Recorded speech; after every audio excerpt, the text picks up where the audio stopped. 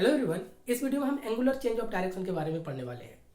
यह topic direction text का काफ़ी इंपॉर्टेंट टॉपिक्स में से एक है। अब सबसे पहले हम ये समझ लेते हैं कि एंगुलर चेंज ऑफ डायरेक्शन आखिर है क्या। अब इसे समझने से पहले हम कुछ पीछे की बातों को रिकॉल करते हैं।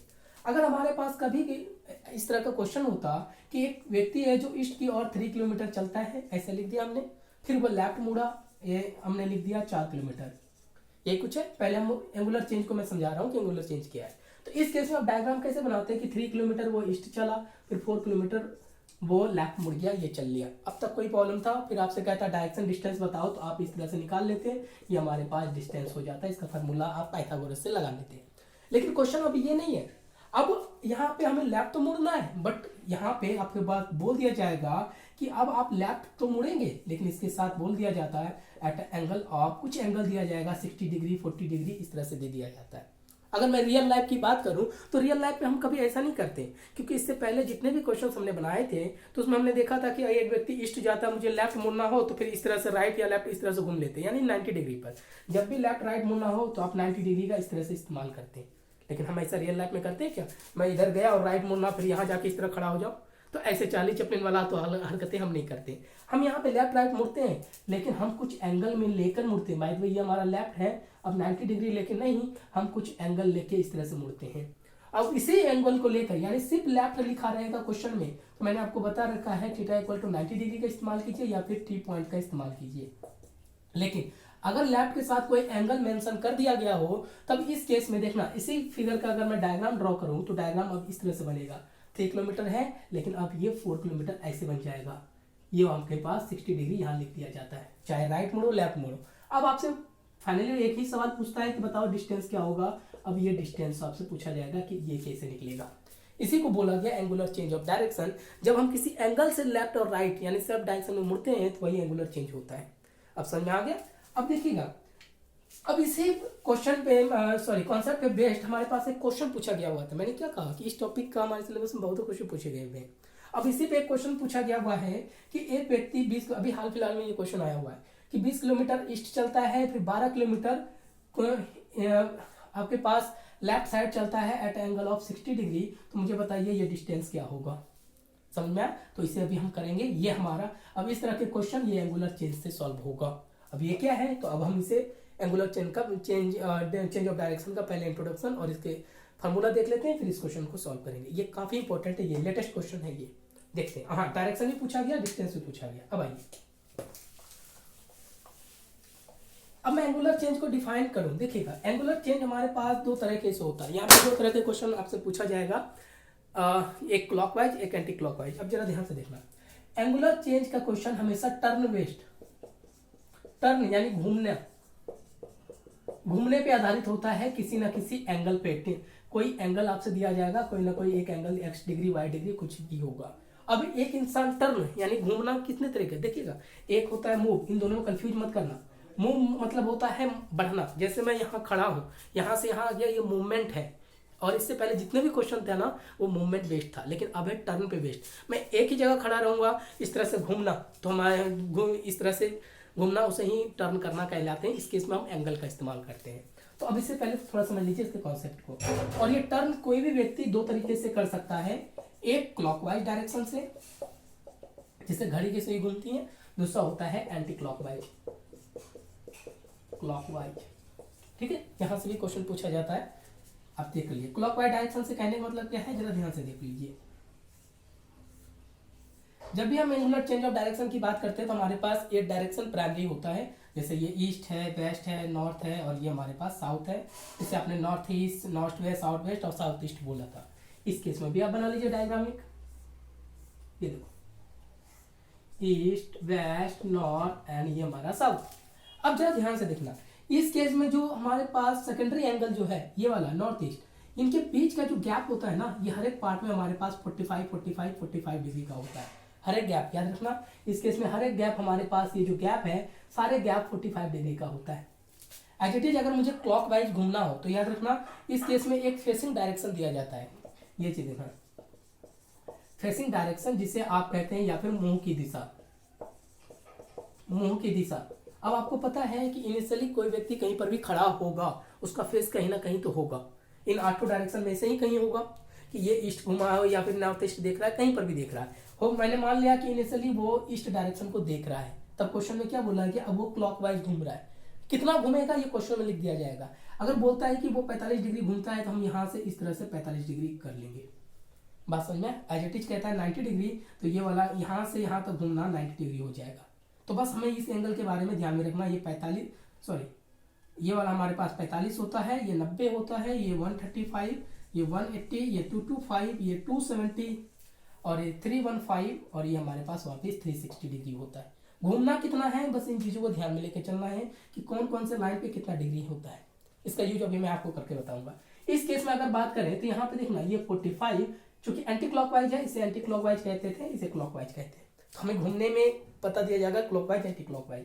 ये देखो ये हमारे 45, ये 90, 135, ये 180, ये 225, ये होगा हमारे पास 270, ये 315, ये वापस 360 डिग्री हमारे पास हो जाएगा।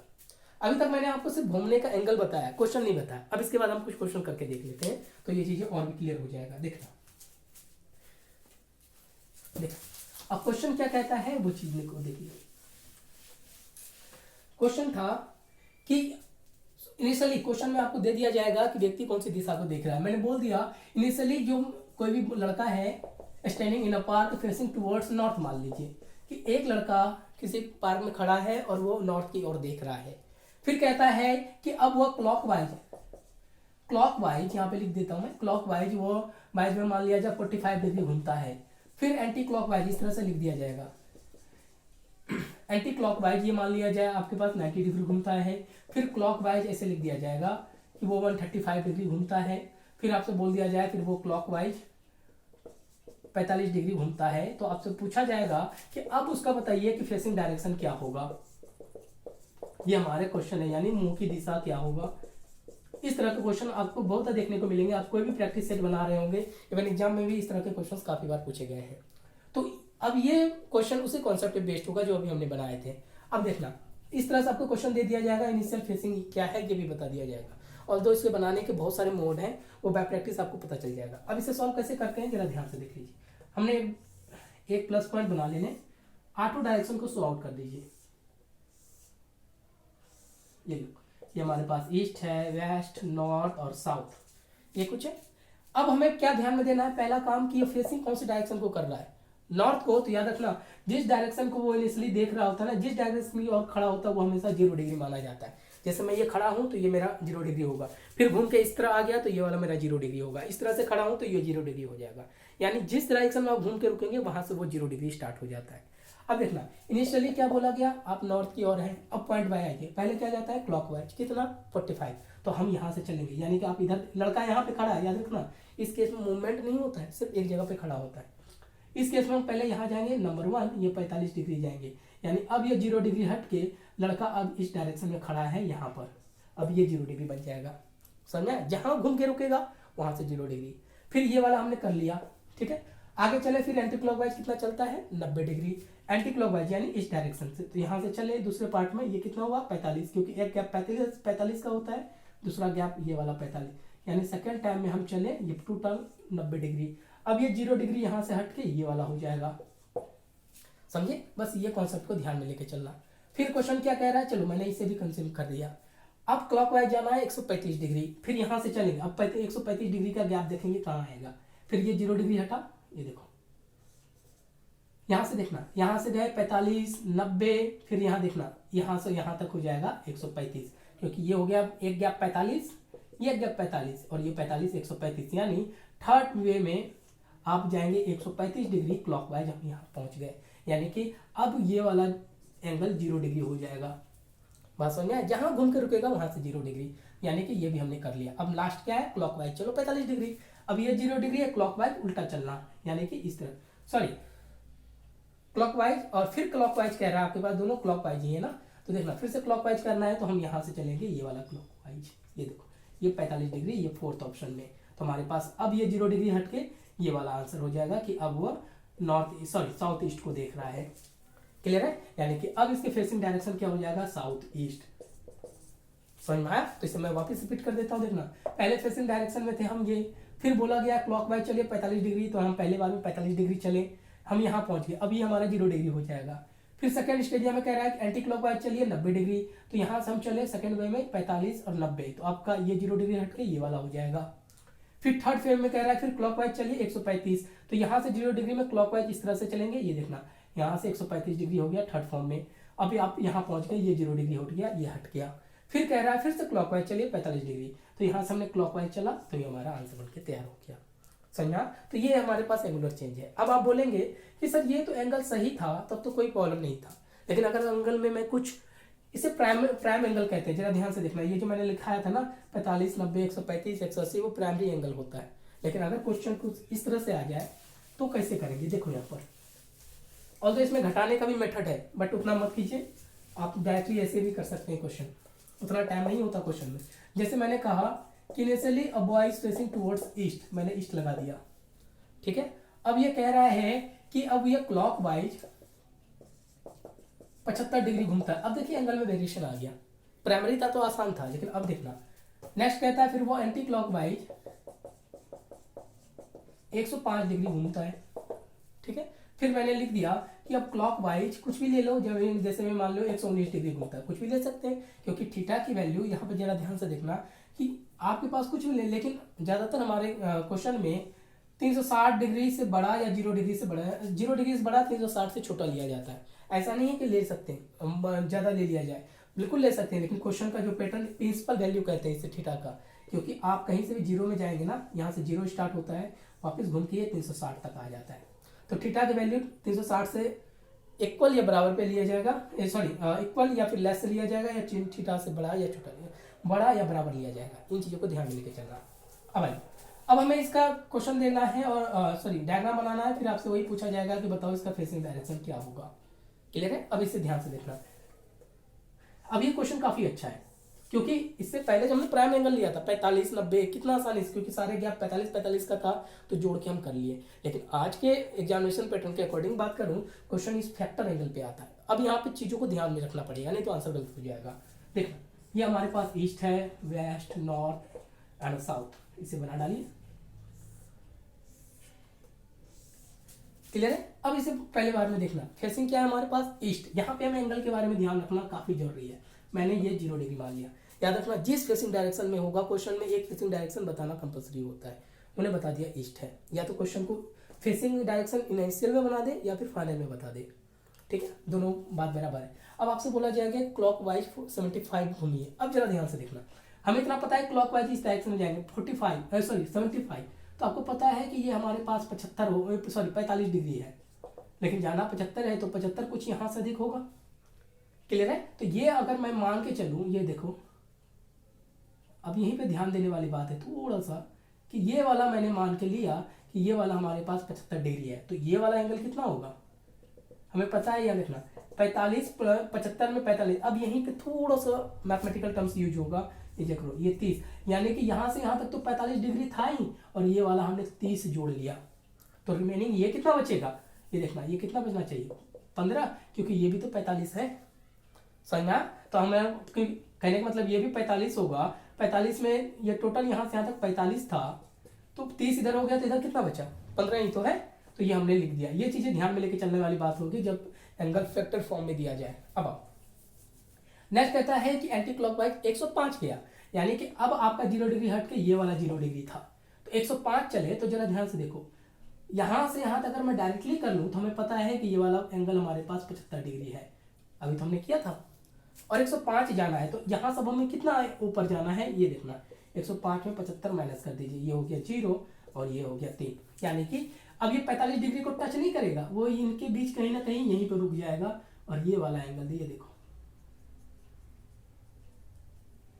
ये वाला एंगल हमारे पास 30 डिग्री, ये 45 और ये 30, टोटल हमारे पास यहां से यहां तक एंगल हो गया 105 डिग्री का। बात समझे? ये समझे, मैं यहां लिख देता हूं, ये देखो कि ये हमारे पास 30 रहा और ये हमारे पास 45, तो टोटल ये वाला एंगल हो गया 105 डिग्री का। समझ में आया? यानी कि अब ये 0 डिग्री हट के अब यहाँ पे चला गया, और ये हो गया हमारे पास 105 डिग्री का एंगल, ये थीटा यहाँ पे 0 डिग्री। अब आया 119 डिग्री। अब यहाँ देखना क्वेश्चन, यही पे बच्चे कंफ्यूज कर जाते हैं। इसका जो ऑप्शन है, जरा ये पूछा गया क्वेश्चन था, ऑप्शन आपसे पास बोला है साउथ है, नंबर बी में हमारे पास साउथ वेस्ट है, नंबर सी में हमारे पास साउथ ईस्ट है, और डी में हमारे पास कुछ भी ले लो आप, वेस्ट ले लीजिए, ये लीजिए, ये ऑप्शन था। तो जरा से एंगल में एंगल अभी चेंज हो जाएगा, उन्हीं चीजों को देखना है, ये देखना। नेक्स्ट कितना जाना हमारे पास क्लॉकवाइज 119, तो हमें पता है 119, तो पहले हम यहाँ से क्लॉकवाइज चलना चालू करेंगे, यहाँ तक पहुंचे तो हमें पता है ये टोटल 105 है, और चूंकि यहाँ से ये पूरा 105 था तो बैक साइड आने पे भी 105, 119 जाना है, तो हम घटा के देखते हैं कि यहाँ से कितना आगे बढ़ना है। ये देखो, ये हो गया 4 और ये हो गया 1, यानी कि इस पॉइंट से, क्योंकि अब तक का लाइन 105 था, हमें जाना 119 है, 105 में कितना जोड़े जो हम पहुंच जाए 119 तक, तो 14 जोड़ना पड़ेगा। अब यहाँ देखना, अगर ये एंगल आपको पहले से डिसाइड नहीं होता तो आंसर गलत हो जाता, क्योंकि ये 15 है और जाना 14 है। तो जरा ध्यान से देखना, अब ये 119 का एंगल एग्जैक्टली यहाँ आके रुक जाएगा 1 डिग्री पहले, समझे। और इसलिए मैंने कहा था सेकेंडरी डायरेक्शन का डिफिनेशन में भी कि सेकेंडरी डायरेक्शन एंगल पे डिसाइड नहीं करता, वो प्राइमरी लाइन को छोड़ के इधर बीच में कहीं पर भी हो जाएगा तो सेकेंडरी का आंसर दे देगा, समझ में आया। तो ये हो गया हमारे पास पूरा 105 और ये हो गया 14, तो टोटल की बात करता तो 105 प्लस 14 हमारा आंसर 119 हो जाता, समझे। अगर ये एंगल पता नहीं होता तो बच्चे इस लाइन के इधर क्रॉस हो जाता, इस क्रॉस के होते तो आंसर आपके पास साउथ वेस्ट हो जाता और ऑप्शन में पहले से दे रखा था, बच्चे गलत कर जाते। तो ये चीजें ध्यान में रखना। अब यानी कि आंसर ये वाला लाइन चला जाएगा, इसे देखो, इसे मैं कलर से कर देता हूं, ये देखना,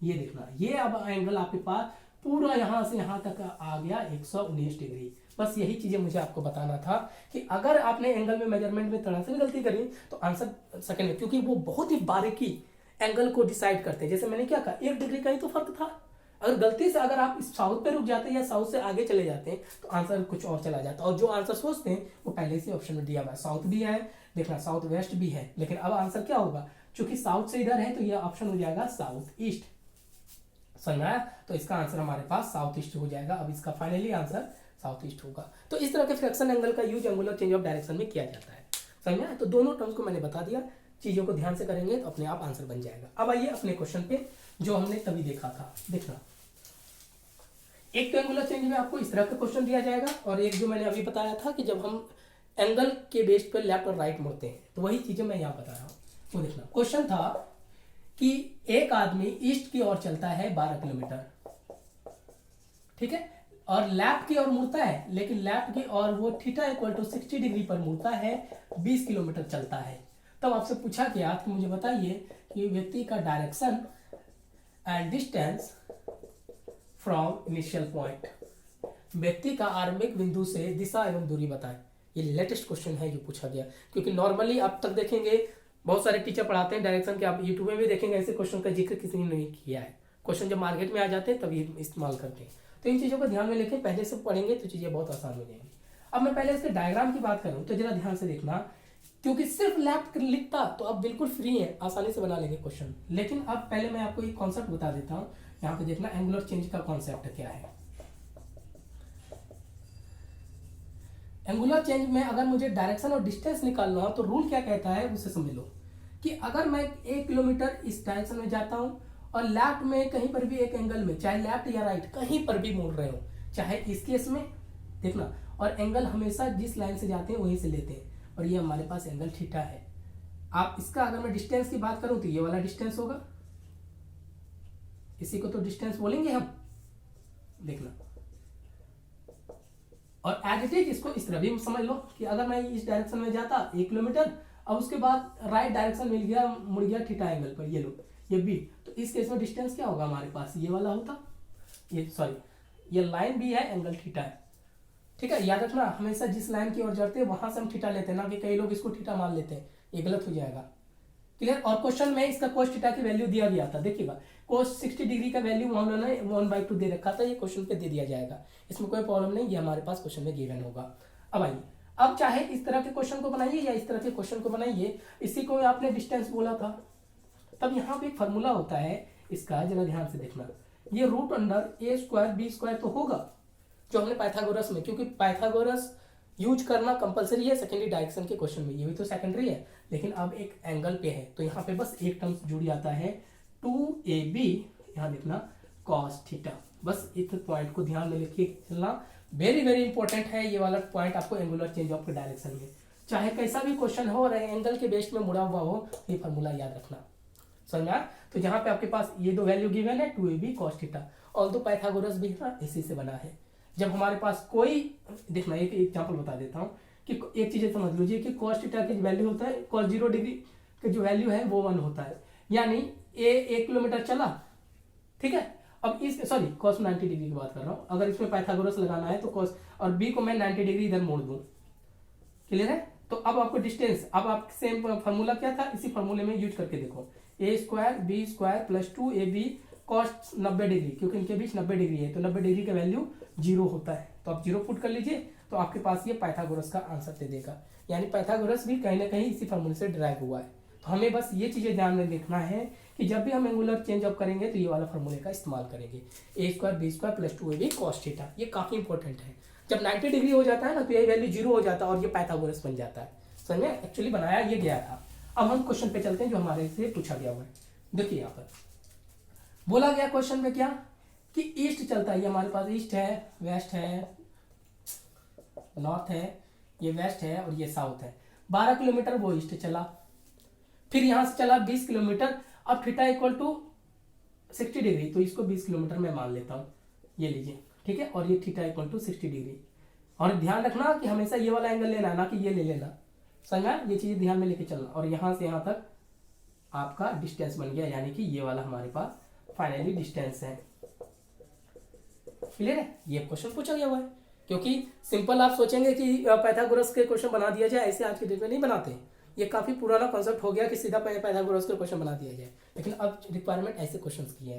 तो अब इसे हम सॉल्व कर लेते हैं। तो क्या बोला, 12 का स्क्वायर कीजिए प्लस 20 का स्क्वायर कीजिए प्लस 2ab, 2 गुना 12 गुना 20 इंटू कॉस 60 डिग्री, क्लियर है। और cos 60 डिग्री का वैल्यू आपको क्वेश्चन में दे दिया गया हुआ था, तो अंडर रूट करते हैं तो 20 का स्क्वायर होता है, सॉरी 12 का स्क्वायर हो गया 144, 20 का स्क्वायर हो गया 400 प्लस 1/2 गुना 12 गुना 20, यहाँ पे डालिए cos थीटा का वैल्यू, सॉरी 2ab हो ना, यहाँ से 2 हटाइए, ठीक है। ये और ये कैंसिल, आगे कीजिए 400 और 144, ये हो गया रूट अंडर 544, ठीक है। 400 हाँ 544 और ये हो गया 240 प्लस 240। अब इसको जोड़ दीजिए तो हमारा रूट अंडर 784 था, यानी कि क्वेश्चन है रूट अंडर 784।